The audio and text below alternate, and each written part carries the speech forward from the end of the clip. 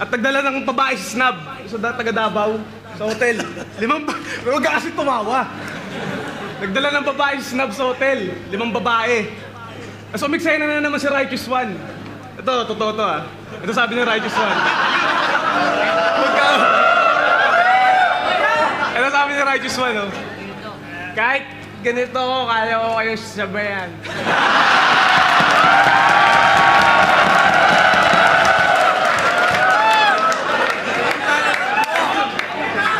Ito sabi ng babae, sige Righteous One, magpapakantot ako sa'yo, basta makatayo ka dyan.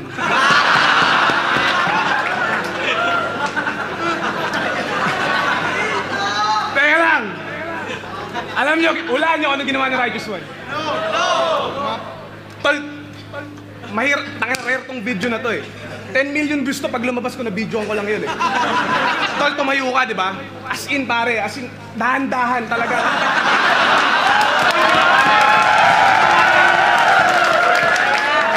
Ginawa niya yun. Tol, ginawa mo yun. Ako nakaupo sa wheelchair mo nun eh. Ikaw yung nakahiga sa lang pag uminom tayo. Tumayo siya dahan-dahan talaga. Pag ano. Saglit lang. Saglit lang. Nung nangyari yung araw na yun, puta sobra ako natutulala. Muntik ko sinamba yung babae, akala ko anak ng Diyos. Kasi gumawa siya ng himala. Lahat kami sa hotel, puta sobrang tawa ng tawa. Kasi yung babae nagmistulang, Egyptian na nagfo-flute. Kasi Righteous One yung tumatayong obra.